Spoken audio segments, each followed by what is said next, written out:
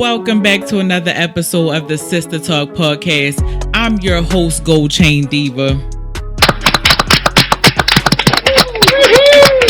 And I'm just a sister with a lot to talk about. And every week, y'all know I got more and more things to talk about. It's never going to change. As long as they acting foolish in Hollywood, we got a lot to talk about every day. It's ghetto here in America. It's ghetto, real ghetto. But your girl has been having a great week. Your sister has been having a great week. Nothing too eventful happening this week, y'all. You know, adulthood sometimes trumps everything that you have going on. So this week just been taking care of responsibilities, you know, trying to get things in order. So no crazy stories for y'all. But I hope you all have had an amazing week this past week and are looking forward to having an amazing week this week going forward. So without further ado, I'm not going to make y'all wait any longer. It's time to spill the tea. Pinkies up. Spill the tea, y'all. All right. So last week I touched briefly on the Diddy and Cassie video that surfaced at the end of last week. And we all got to see how terrible of a person that Diddy really is behind closed doors. We always thought that this man had something going on, but there was never anything to implicate him and actually show us proof that he was the monster that we thought that he was all these years. So last week, you know, just to hit on it again, there was a video that surfaced of Diddy actually, you know, brutalizing and beating on his ex-girlfriend Cassie.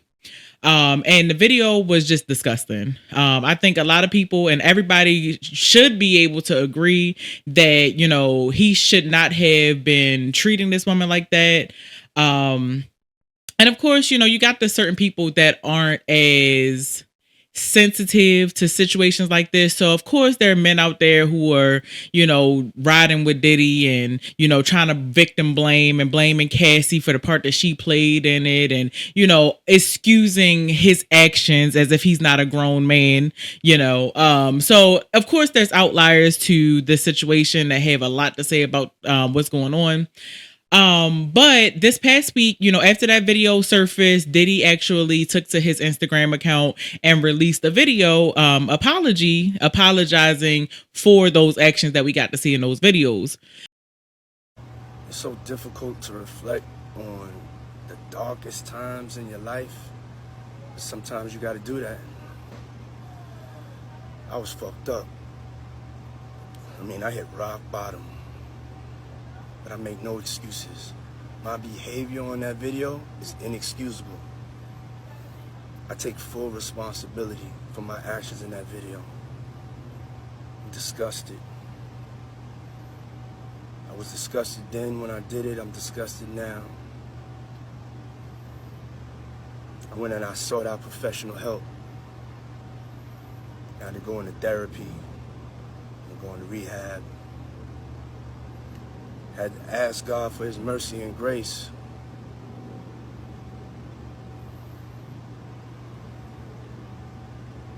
I'm so sorry. But I'm committed to be a better man each and every day. I'm not asking for forgiveness. I'm truly sorry. Now, my thing is this. Everybody's talking about this video. I think it's a clear consensus that nobody believes him. Nobody believes that he's actually sorry for his actions. Because in the video, you can literally see like his eyes going, reading something, okay? And which is not too far-fetched because when you really think about the entertainment industry, like we think everything is real because we don't get to see the behind the camera work. But I mean, realistically in Hollywood, we know that everybody has a PR team, everybody has crisis management. So of course they wrote a statement for him. A lot of people were upset about the fact that he actually didn't apologize by name to Cassie, and he didn't, you know, address her formally. But according to certain sources, that was because of the non-disclosure agreement that they had when they settled last year. that he couldn't actually say her name and she can't say his name in anything. So a lot of people were just like, at least he could have said, the woman that I heard or something like that. But it's very clear that this man has no remorse. The only reason why he came out with this apology was because he got caught, was because we saw the video. If we never saw that video, I don't believe that we ever would have gotten this type of attention from Diddy. Because a lot of people are like, keep that same energy, Diddler, okay? Because when Cassie filed her suit last year, you were running around telling everybody that she was lying and she was money hungry and it was a money grab and all of these things and I'm innocent and blah, blah, blah, blah, blah. And it was all cap. It was all cap. Like you can't go that hard against the person. And then when the video proof, the sound proof comes out, then try to act like, oh, you're so remorseful for your actions. Sir, we don't believe you. And I think the saddest part about the whole situation is that, I really liked Diddy.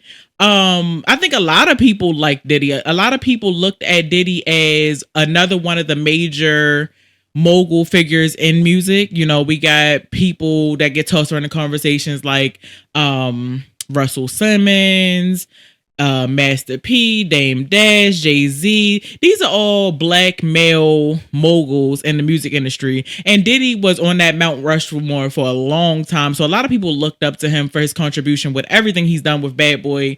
And it's so sad to me because I literally love everything Bad Boy. A lot of people are like, well, are we going to cancel him like we canceled R. Kelly? And the crazy thing to me about the whole situation is, not even like going off topic, but with R. Kelly, I can't say that I seek his music out, but I still listen to it. It doesn't bother me. But honestly, I was in the car the other day riding around and one of my favorite songs came on. I need a girl to ride.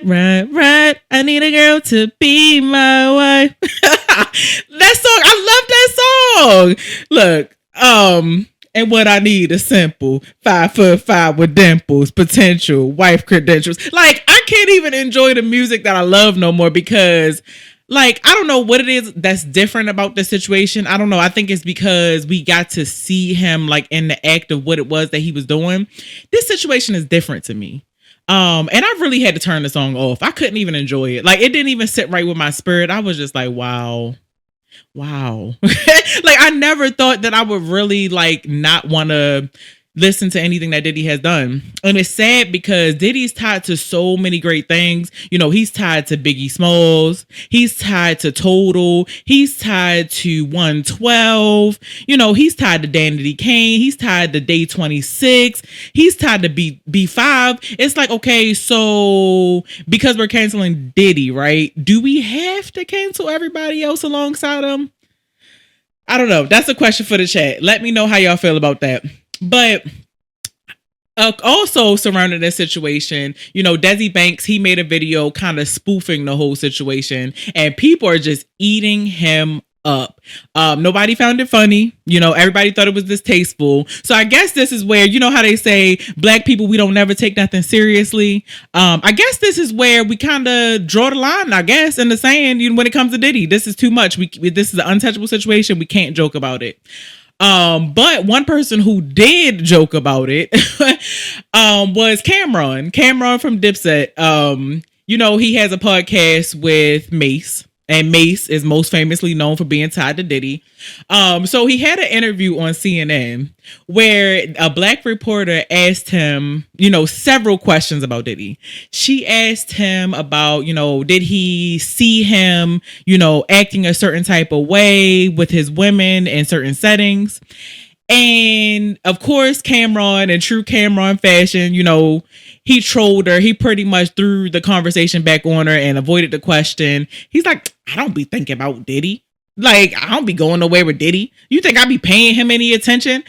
So he completely just negated the whole conversation. And I think that's something to say about the whole thing in general, because out of this whole situation, right, everybody's giving their opinion about what it is that Diddy did. But let's pay attention to how the people that are connected with Diddy, people that's been bumping arms with him over the years, people that's been going to these parties. Let's talk about how all these people that we know saw something. Y'all saw something, okay? This man had a big bed in the middle of his home at a party that niggas was really on. So you ain't see a damn thing. You a goddamn... I don't believe it. I don't believe it. But I just feel like it's so crazy that all these celebrities just kind of bowing out and acting like they don't know anything. But I guess they don't want to get wrapped up in the mix. But anyway, so Cameron is on this interview. She asked him about his feelings. He says, oh, I don't know nothing about no Diddy. So she gets to asking him about a clip that he spoke on the podcast with Mace. He basically asked Mace, like, when he got on the scene, you know, in the music industry back all those years back, why did he take him to Biggie Smalls instead of taking him to Diddy? And so Mace basically says, you know, in a roundabout way, I knew that Biggie Smalls was going to do right by you type shit. And he was like, oh, thank you. You know, thank you for taking me over there. And it's so cryptic, but it's like, okay, it's enough to be like, why didn't you take him to Diddy? Like, did you know something was up? I don't know. That's debatable. But nonetheless, you know, when asked about that, he was like, well, you got to ask Mace. I don't really be around Mace. Like, I don't really be around Diddy like that. Mace got more, you know, history with him because he was signed to him. So you got to ask Mace about that.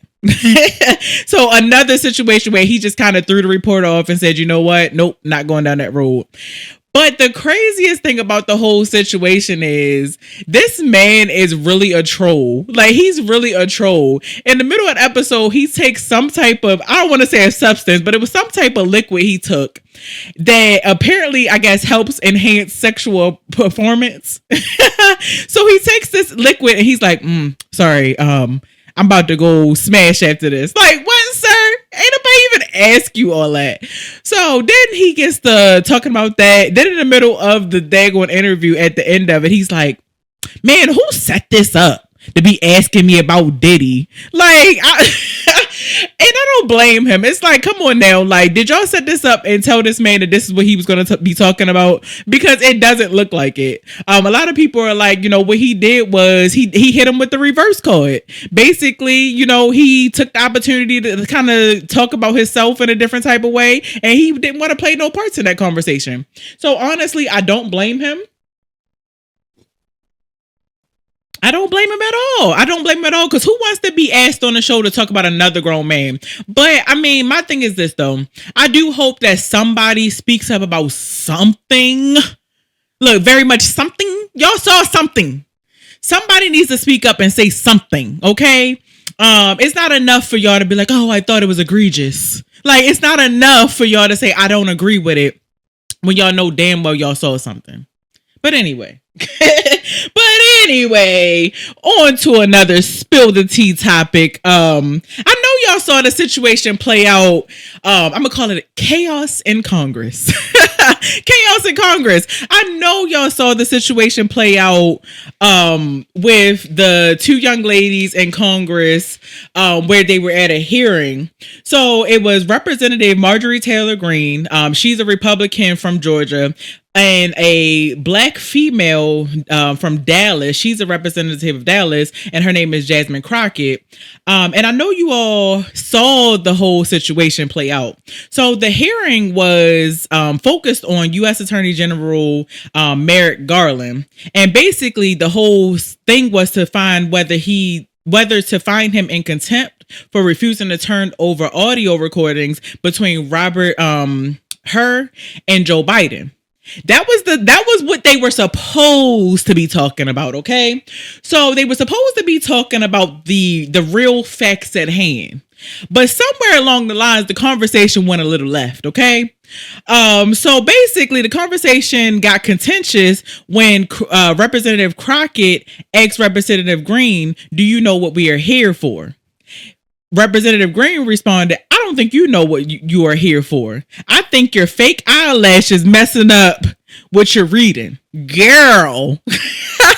That was totally a reach and totally inappropriate. Like, what? We all know that black women have lately been getting a lot of crap for wearing eyelashes. They talk so much crap about these eyelashes. So we already know what you're trying to say, sis. Like, that was a direct attack. So nonetheless, so she says the comment about her eyelashes then.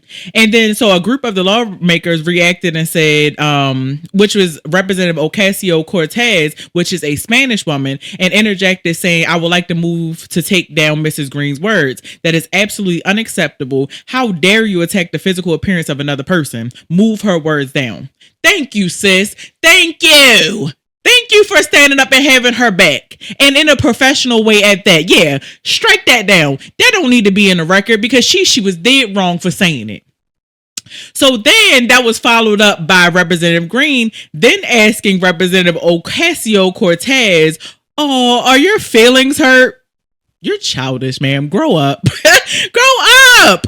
To which Ocasio-Cortez responded, girl, baby girl, don't even play. We're going to move and take your words down. Yes. Okay, because now I'm going to give you the energy that you gave me. And I don't blame her. Okay, it should have been all of this because now it's on site when we get out of here. Because you got a lot to talk about while we in front of these cameras and when we in front of all these people in this capacity. But are you going to stand on business after this? So then a few minutes later after that, this went on for a while. A few minutes later after that, when things had seemed to calm down, Representative Crockett posed the following question to the committee's chairman. I'm just curious. If someone on this committee then starts talking about somebody's bleach blonde, bad built butch body, that would not be engaging in personalities, correct? Listen, I'm here for it. Look, I'm here for it because it's like, it's just like, not only did she eat her up, she ate her up in the most professional way possible. The whole situation is funny. The internet has been going crazy talking about how this is like the best tongue twister ever. Say it 5 times fast. Bleach blonde, bad built butch body. Bleach blonde, bad built butch body.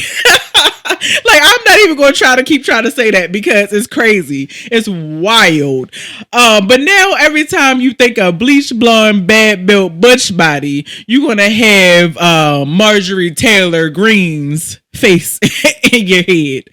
The whole situation was wild to me. I think that when we were younger, and I can speak for myself, but y'all chime in and let me know. When we were younger, right, we felt like our judicial bodies were so like white tie and poised, right? And so utmost respectful and professional. And it's just wild to me that they are like, you really get to see how they are real people. They're real people. It's nice to see them in a human light, and not so uptight and stiff. But at the same time, I think it's funny because as we're getting older, you know, a lot of our politicians are getting older. Traditionally, a lot of those offices were being held by older people. And so now as those people are getting older, now we're getting these younger representatives in here. And so I think we'll continue to see more of this type of, you know, action and reality because we got younger people who are just not standing for the mass. Whereas in the past, you know, our ancestors, our people that came before us, they probably would sit there and just let whatever happen, let that passive aggression, you know, fly. But we are not our ancestors. We're not our ancestors. We're not our ancestors. And that's clear. That's clear with this exchange. So I'm going to give a little round of applause to Jasmine, Crockett, and Alexandria because they had time. They wanted all the smoke that day. So I'm going to give them, you know, a hand clap for that because it was thoroughly entertaining. Now, the next thing that we'll talk about on Spill the Tea is our girl, Angel Reese. Now, we've talked a lot about Angel Reese and Sha'Carri Richardson on our podcast in the past. we talked about them because of the many waves that they're making as young black women in athletics, and they're setting records and they're breaking barriers as far as what an athlete should look like, and they're making people accept black women for who we are and stop trying to change us and just letting us be who we are.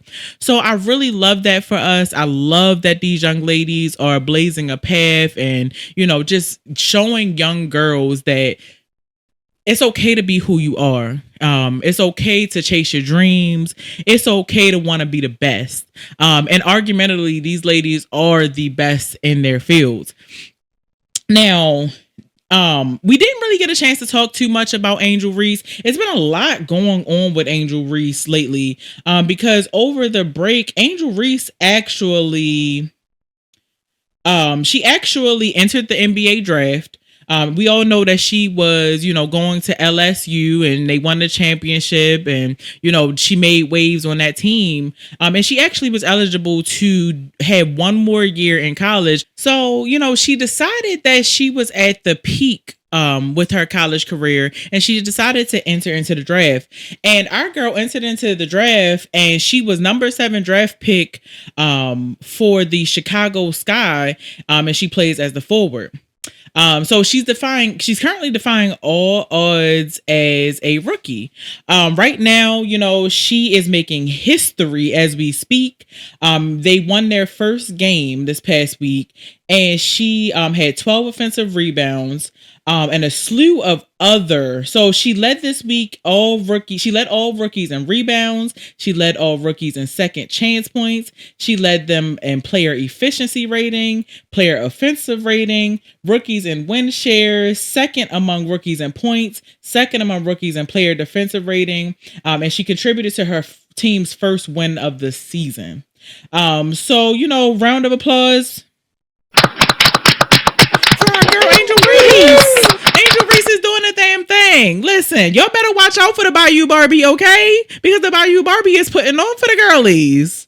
Listen, now, not only just that. Listen, our girl, she's great on the field. I was about to say the field. Lord have mercy. Wrong sport. She's good on the court, but she's also good in the boardroom, because our sister is also, she's adding owner to her resume, okay? She is the founding owner of DC Power Football Club, which is a soccer team that's getting ready to start up in DC and will play, on a very high level coming this August. So congratulations to our sister for diversifying that portfolio early. And some people have even compared her to LeBron James, following in his footsteps and following the path that he took. So I definitely say we got to support our sister in her endeavors, because she's really trying to change what it is to be a woman in sports, in any sport.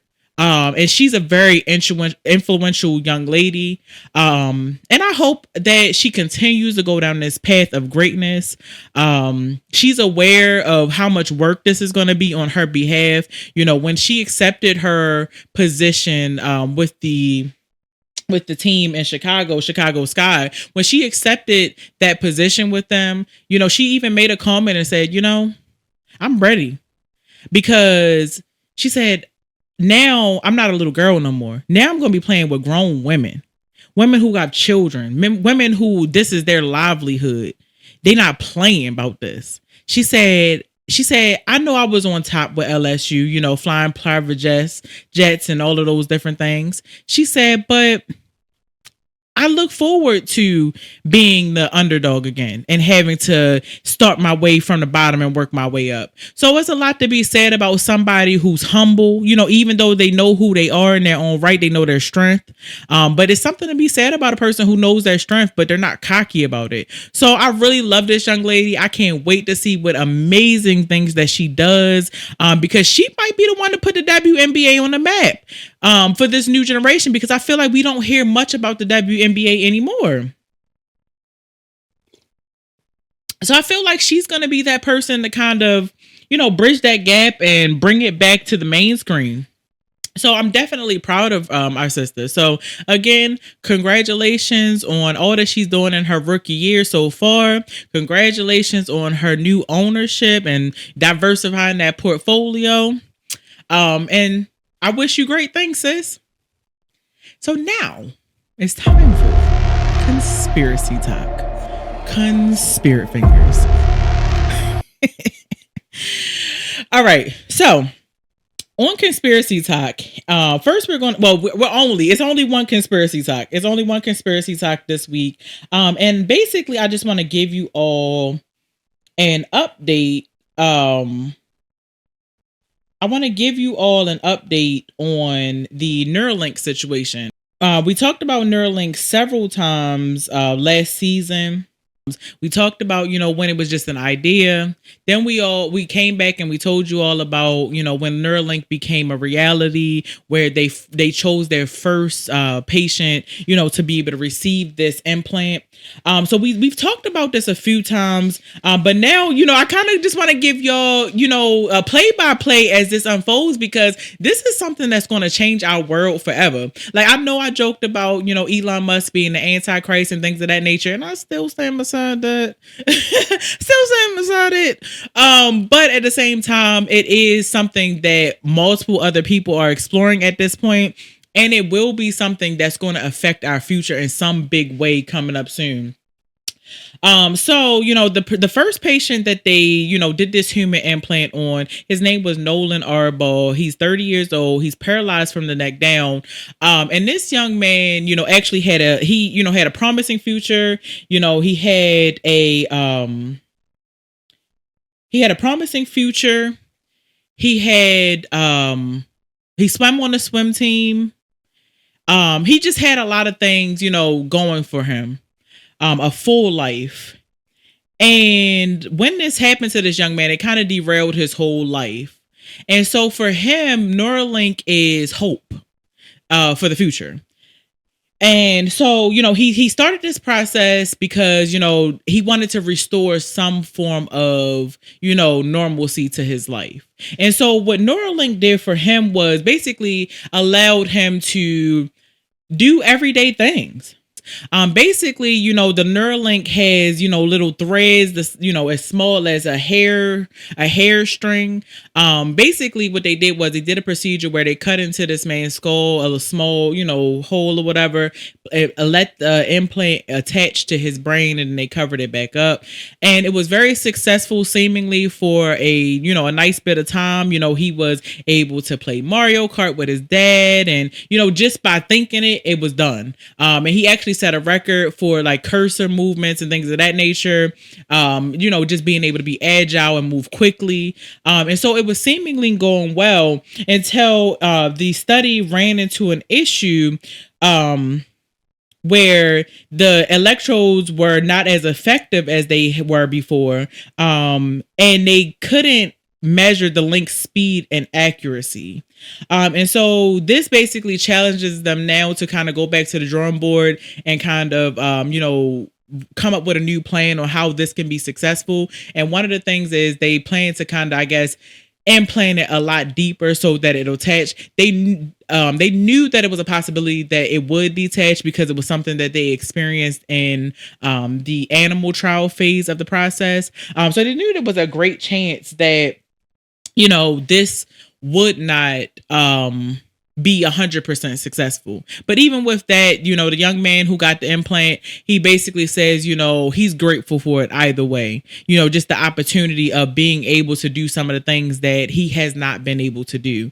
And that's like I said in the past episodes, that's the reason why I think this product is so great. Even though I believe that it definitely opens doors for a lot more, we always got good and evil with anything. It doesn't matter how you spin it. But I do believe that this is a great thing to restore a certain type of quality of life for those who are paraplegics and things of that nature. So more luck to them on that process.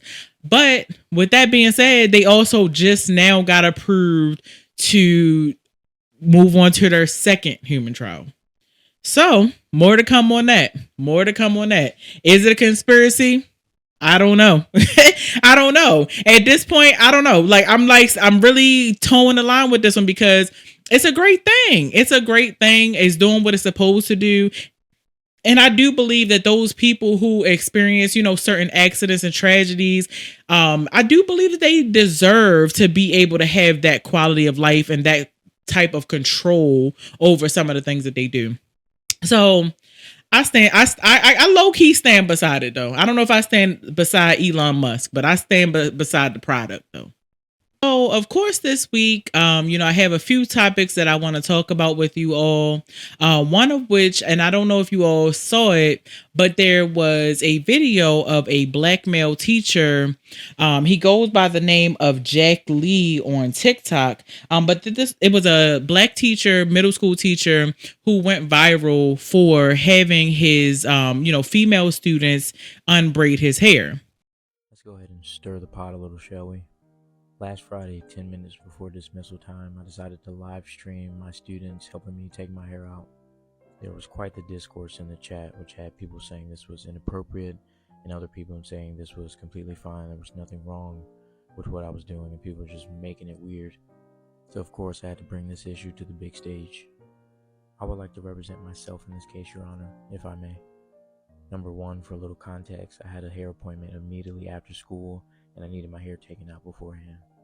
I would have taken it out the night before, but that Friday we had a camera crew coming in to shoot a promotional video, and I was one of the ones being interviewed. So I had to look presentable, so I didn't take my hair out.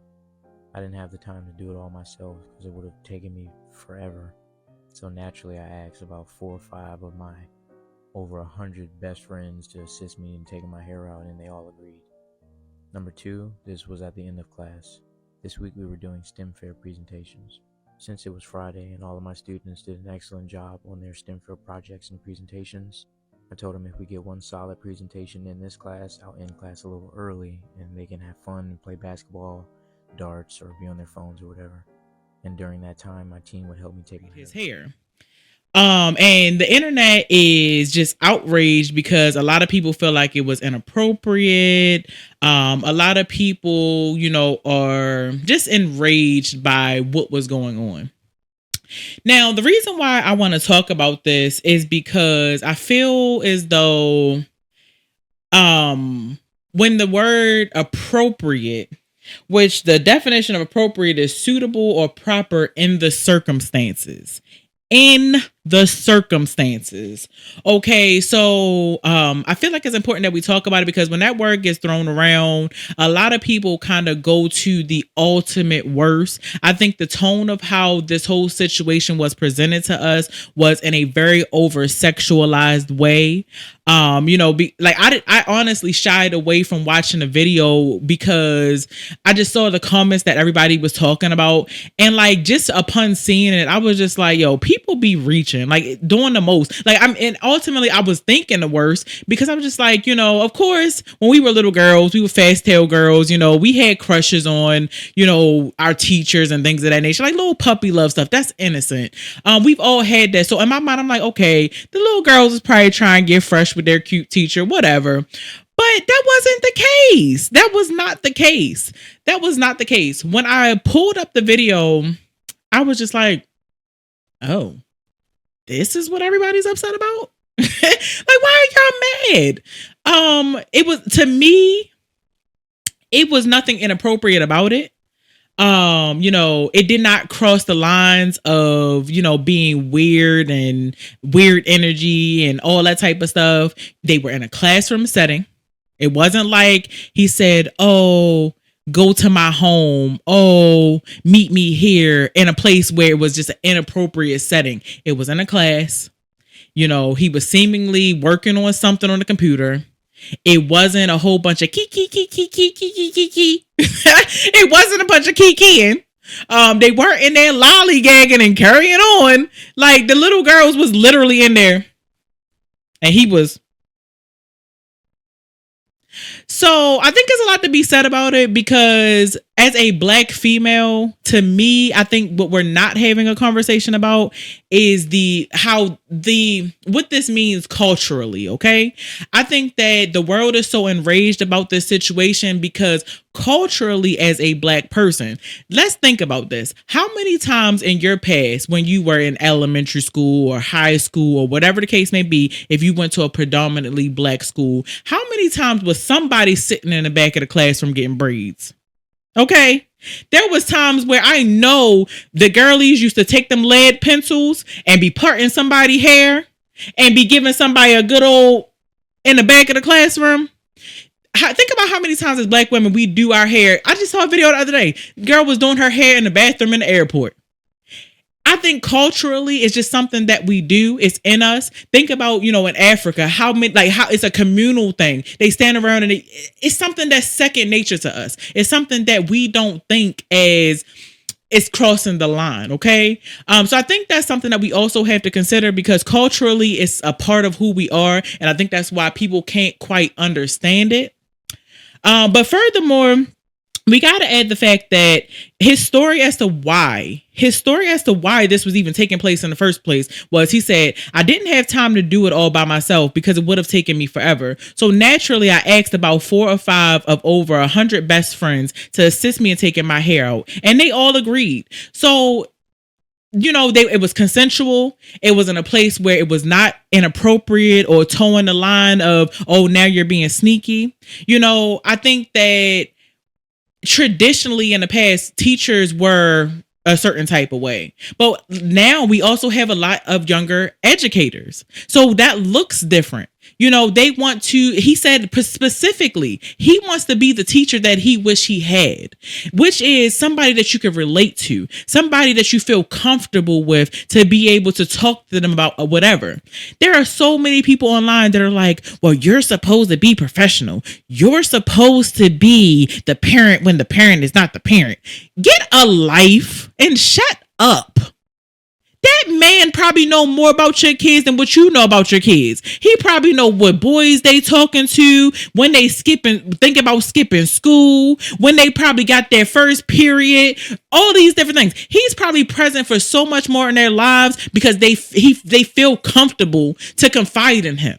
Okay, so you should be grateful that they have a teacher that's fostering talents, possibly. Who knows? These young girls could grow up to be cosmetologists one day. Maybe this is a passion of theirs. But furthermore, I think it's so innocent because literally it was a tone of, you know what? Teach, like they might, and you know how we are. And they probably like, dang, teach, like your hair is looking like a little crazy. Like, you might want to let us help you out for real. Like, it could have been that. It really could have been so innocent. But I think that ultimately, when we see a male teacher and female girls, we have a tendency to over-sexualize it without any proof of it being a sexual thing. And I think that's weird vibes because that says a lot about the person. You're projecting, okay? Not everybody is weird like that. Not everybody is trying to, cross that type of line. So I think that, to me personally, that situation was innocent. I chalk it up to a cultural experience. But nonetheless, this young man, apparently, he might have gotten fired. So that's very unfortunate that this is what he got fired for. A lot of people are saying, well, if we're talking about appropriate, was it appropriate for him to be doing it, in a classroom setting where he probably should have been teaching? Well, we still don't have a backstory. Think about it like this. He said he had an appointment right after. It could have been his last period of the day. Normally, the last period of the day is when you just chill. You don't have nothing else to do. So it could have been one of those situations where they probably were just sitting there doing nothing in the first place. You know what I mean? So it was like a kill 2 birds with 1 stone type of situation. And I think people just blew it out of proportion. But nonetheless, that's my thoughts on the situation. How y'all feel about it? Like, do y'all recall any stories where, you got your hair done in a classroom, or, you participated in taking somebody's hair out in the classroom? Do you feel like this was inappropriate? Do you feel like this crossed the line? Like, give me your thoughts on it, because I would be curious to know how you all feel about it. Because to me, I didn't even blink twice about it. I was just like, wow, I can't believe people are so butthurt over this. I can't believe it. So anyway, chime into the chat. Let me know how you all feel about that. Because it is, it is making waves right now as being something that everybody's talking about. So my next topic that I have for you are is about rejection killings. I'm not sure if you all had ever heard about it, but I'm gonna call this a modern day horror story. Rejection killings is exactly what you may be thinking that it is. A rejection killing is when, say, I'm walking past a gas station and a guy yells, "Excuse me, excuse me, excuse me." You like, y'all know how they do in Baltimore. Excuse me, excuse me. Can I talk to you, shorty? No, listen, let me stop playing with y'all. Let me stop. But rejection killings are when, say, a young man is somewhere and a young woman walks by and he says, "Excuse me, can I talk to you?" Like, whatever, whatever. And the young lady says, "No, I got a boyfriend," or "No, I'm not interested," or, maybe even just ignores them and keeps walking, which, should be okay. But it's called rejection killing because now we have a rising number of men who are killing women because they rejected them. And that's so wild to me because it's another situation where I feel as though we're not placing responsibility on the male to be in control of his feelings. And everybody else is a victim because of him not being able to control himself. It's becoming a very large topic to talk about because there are so many women that are telling their stories of cases about how, they have been faced with this at any age. And just to give my personal reflection of a time that I've experienced this, I think every woman can think of a time where they experienced this in their life. My story happens to be when I was in elementary school. Probably like 4th, 5th grade. I've always been a tall girl. So, I've always looked, I guess, a little bit more mature. That was also the age where, the bug bites became, pow pow. But I started developing, in my looks and things of that nature. I remember, if you're from, inner city, if you're from Baltimore, things of that nature, you know how it is to get out of school or something and go around the corner to the corner store, get you a snack, something like that. So I remember this was a time where I was living in Baltimore. I was living on Harford Road. I went around the corner to one of the stores that I used to go to. And in the process of me going, somebody yelled across the street, excuse me, something like that. And I remember when I kept walking because it was an intimidating experience. Maybe he didn't think that I was as young as I was, but it was an intimidating experience being that I was young. And so I kept walking because I didn't know really how to respond to it. And this young man said, "Well, then F you too then, B."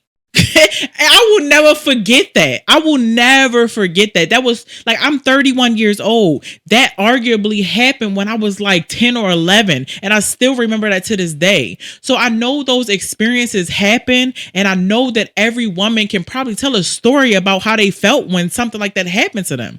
But now in 2024, we taking it a step further where there's so many men that I guess are becoming unhinged and their ego is so bruised by the fact that, oh, how could she ever turn down me? I'm just the cream of the crop. How could she ever? We got a lot of men that are butthurt about being turned down. And because of that, they pursue harming or killing, the young lady who they feel try to play them for real. It's said that 6 women are killed every hour by a man in a global pandemic of femicide. More than half of women and girls killed by men are murdered by their current or previous partners. And we know this to be true. We see it all the time. 137 women across the world are killed every day by a partner or a member of their family. And a total of 50,000 women a year are murdered by people they know and should be able to trust. And then we are constantly, just being criticized for, just ensuring our own safety, which is not fair to us. We got to put the responsibility on who the responsibility should be on, and that's the men, for being able to control themselves and get that ego under control, sir. There's several accounts of women who say, I once said no thank you to a man when I was 19 and I didn't have an excuse and he punched me in my face. After that, whether or not I have a boyfriend, I said I do. Being a woman is truly constantly scary. It's like existing on thin ice. I was walking in Walmart one night. My face was glued to my phone and I didn't hear this guy trying to talk to me. He proceeded to call me a bitch and tell me he was going to wait outside for me and rape me. Like, why is that even necessary to say? How do you feel that's appropriate response? When I was in high school, I turned a guy down and he threatened to strangle my dog with barbed wire and leave her body on my porch. Yet most still don't really understand why women are even afraid of saying anything remotely close to rejection out of fear for their lives. Due to women being trained for an early start on how much to be afraid of men. It's very sad. I want to take a second because this is a thing and this has been just growing in popularity over the years. You know, this dates back as far as I don't even know. But in 2020, Essence even did a piece on it. 11 black women who were killed for saying no. Tiara Payu was 22 years old, St. John's University college student who was shot in the face at point blank range by a man who she rejected after he began dancing on her during the annual festival in Brooklyn. Janice Talton Jackson was 29 years old, Pittsburgh woman who was fatally shot by a stranger from a local bar after she repeatedly rejected his sexual advances. Cherika Adams was 24-year-old North Carolina college student who was murdered by a hitman while she was 8 months pregnant with her first child. Police later determined that her boyfriend, NFL star Ray Kurth, had hired the hitman to kill her after she refused to abort their baby. Jessica Hampton was 25 years old, mother of one, who was fatally stabbed by her ex-boyfriend while riding in the Chicago subway. The two had reportedly had a domestic dispute that turned violent before the fatal incident. Mary Spears was 27 years old, Detroit woman who was shot to death by a stranger after she refused to give him her phone number. We hear this story far too often. We just heard about the young lady in Baltimore, and my sister happens to know this young lady, God rest her soul. I cannot remember her name at the moment. But we saw this video that was circulating around less than a month ago where this young lady was being antagonized and this man was chasing her around her apartment complex parking lot with a gun, and he point blank shoots her in daylight, even with witnesses around. Knowing more about that story, it was because she was moving on. She was getting strong. She was getting ready to leave him, and he just couldn't bear the thought of living without her. My thing is, we have to encourage these men. We have to encourage these men to control themselves and stop trying to blame us for the things that they decide to do. We are all in control of our own choices, and nobody gets to point blame at somebody else for something that you did. It's okay. It is okay. No is a natural way of life. This is why it's so important for you all to teach your children the importance of being able to sit and know. Sit with the word no at a young age, because it's something that you will hear throughout life. You will never hear yes to every single thing. And that's okay. It's up to you to learn how to regulate your emotions, to be able to deal with those moments when no isn't the most favorable thing to you. As a person who has struggled in the past, I'm going to be fully transparent with you all. Before I wrap this up, I'm going to be fully transparent with you all. There was a point in my life where no was not a word that I really enjoyed. And I don't think nobody particularly enjoys it, but I hated the word no. It's like you lash out and have temper tantrums because you don't know, you feel like it should go your way. I feel as though that it's a childish trait to have. And that's basically what these men are doing. They're lashing out and having temper tantrums because they can't get what they want. I'm sorry, sir. That's not how this world works. Sometimes you don't get what you want, and you got to be okay with that. So I think that, we need to start teaching people how to deal with no. But luckily for myself, hearing no so much at a young age and throughout my life, it was motivation for me to become better, and it pushed me to my next step. So at the end of the day, I think that I'm going to leave it on this note.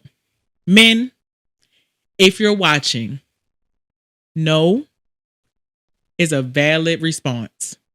You don't have to understand why she said no. That's okay.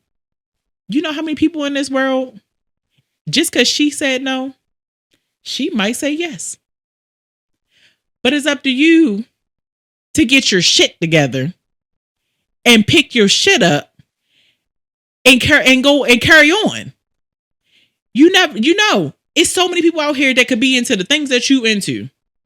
One little no should not hurt your feelings that bad, sir. Go to therapy. Go to therapy. I don't know. Y'all probably wanted me to say something way more serious than that, but go to therapy. I just don't understand. I always say that the man's downfall is his ego, and that's the truth. But it's unfortunate that we are in a male patriarchal society where men are they're the top. So at the end of the day, they have this power about them. They feel as though we have to bow down to them. We have to give them what they ask for because they are the man. If I ask for it, you got to give it to me. I think it all fits in. I think it all fits into what's going on with Diddy right now. We had a very powerful man who thought that he was exempt. He thought that he was untouchable because of who he was and the power that he had. And he chose to take out his frustrations on that young lady. One of the things that I heard the Breakfast Club say, out of all the money that this man got, he got access to healthcare, health providers, things that you and I will never be able to have access to in a lifetime. But he still chose to have his unresolved trauma and take it out on that girl. Be responsible. And this is for everybody. This is for everybody, not just the men. If it's one thing that you do in your life, take accountability for your actions. Nobody is responsible for what you choose to do. Remember that. Nobody is responsible for what you choose to do. Everything in life is a choice. I'm gonna leave it on this note. I literally quoted this on my story today on Instagram. Everything in your life is a reflection of a choice that you have made. If you want a different result, make a different choice. And on that note, I hope you all enjoyed this episode of the Sistah Talk podcast. I'm your host, Gold Chain Diva. Make sure y'all chime into the chat. Let me know your thoughts. And I'll be looking forward to seeing y'all next week because y'all know I'm going to have a lot more to talk about. If you want to follow me on social media, follow me at goldchain__diva. And I hope to talk to y'all soon. Have an amazing week.